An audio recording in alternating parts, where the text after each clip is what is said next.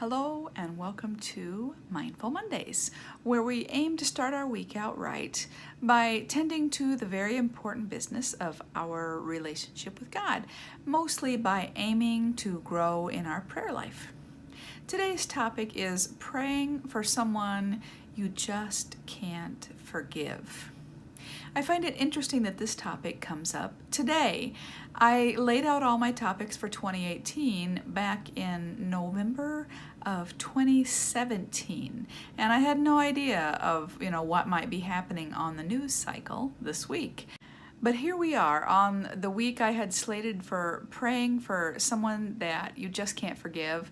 We find ourselves in the midst of national news events that stir up old memories in countless people of their own unreported sexual assaults. I sure have talked to a lot of them in the last few weeks. How about you? Maybe you are one of the people who is living daily with this unresolved trauma in your own life. If an unreported sexual assault and seeing your abuser get away with this crime over the long term doesn't qualify as a thing that is hard to forgive, I don't know what would be. So what do we do when we're stuck in the place of unforgiveness, no matter what it is that we can't forgive? For sure, I'm no expert, and I am not a counselor, and that's a big disclaimer on this one, okay? But I do have a few thoughts in that direction. First, go gently with yourself. Often mixed up in unforgiveness is some degree also of self-condemnation, whether it's acknowledged or not, whether you know it or not. Something terrible happened and you're furious with the other person, but also maybe you blame yourself.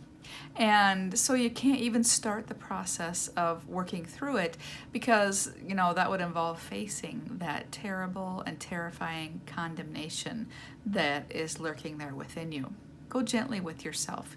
If you're riddled with blame and shame, stop and ask yourself for a moment what you'd say to your best friend or your child if they experienced what you experienced. If they experienced whatever it is that you can't forgive. Probably you wouldn't say something like, oh, get over it, or, suck it up, buttercup, but you might be saying that to yourself. It's unlikely that you'd tell them you brought it on yourself. But maybe you believe that on some level you did, and that if only you had done this, or if only you hadn't done that, you could have dodged the bullet. Be as kind with yourself as you would be with someone you cherish. Any message you've heard that implies that God means for you to hate yourself or to shoulder the blame for, say, being assaulted, well, that's not from God, okay? Secondly, trust that God is in the process, and that if you've been stuck in unforgiveness for a long period of time, God probably wants to be more in the process, but is waiting for your consent and cooperation. God doesn't force our consent or cooperation. Even if you haven't noticed God there in the midst of the issue with you, you might be surprised later when you look back, when you've had some more healing, at all the ways you can see God's fingerprints on the situation throughout. Invite God further in.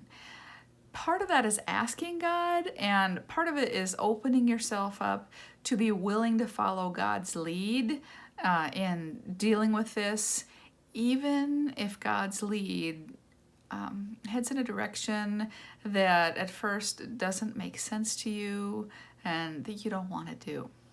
For instance, once upon a time, there was a person I couldn't forgive for something, and I hated this person, and I even had frighteningly vivid dreams of killing this person in just the most violent ways. And my hatred was so deep that when I would wake up from these dreams, I wasn't even sorry. I would just be like, yeah, that's what they deserve. And I suffered from obsessive thoughts about what the person deserved because of what they had done against me.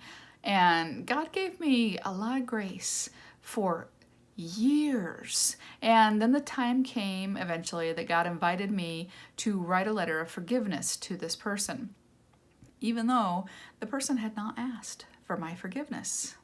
And I was pretty angry at God when God challenged me to do that, but eventually, after some holding out and protest, I did it.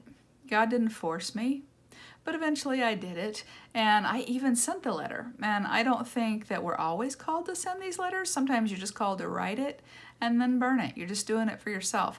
At the time, I felt like I was supposed to send it. Who knows? Maybe I was right, maybe I was wrong.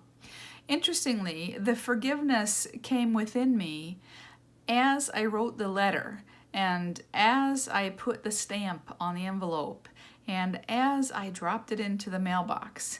It didn't come when I was just thinking about the situation. It didn't come, I wasn't really trying to forgive the person. The writing the letter was the decision that I will try. And later, this same person and I actually became allies, and that is a far cry from those execution dreams that I had about that person.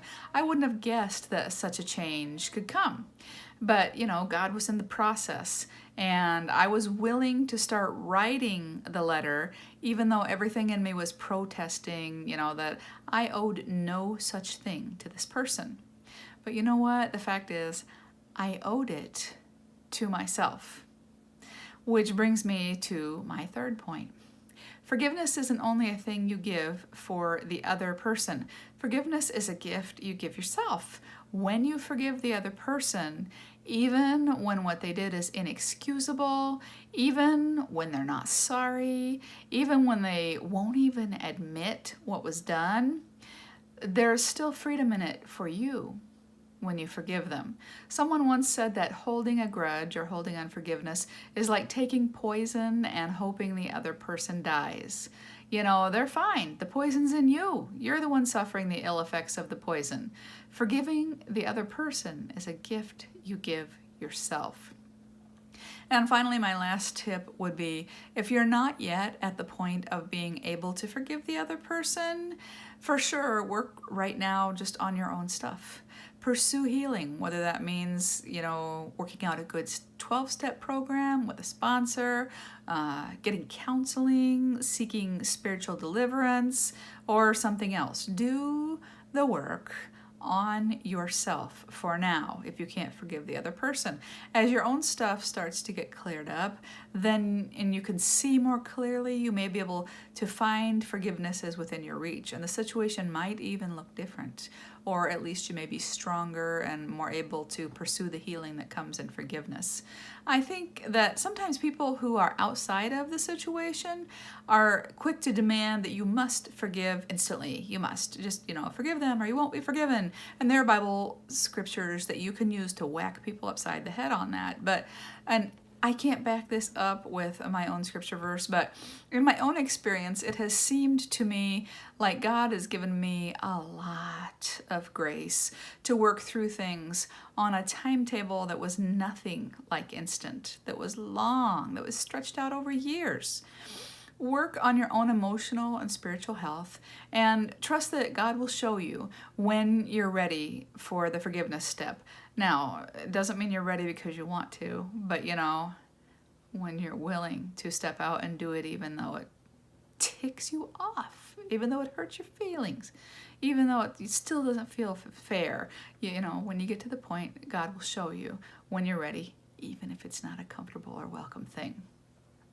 And maybe it's okay to completely disengage with the person that you can't forgive for, at least for a season, at least until you're healthy enough to do the messy work. Maybe a passage of quiet between the two of you is a more productive and healthy thing than just continual warfare, right? And, maybe sometimes, maybe not always. That's a really complicated subject right there. This is a really difficult topic, and I haven't come even close to doing it justice. And if my thoughts here don't help you, then just keep pursuing God until an avenue opens that does help. And know that as I'm posting this, I am praying for you if you're stuck in unforgiveness. hang in there. Keep pursuing God. There is better ahead. Have a great week, many blessings, and I will see you next week.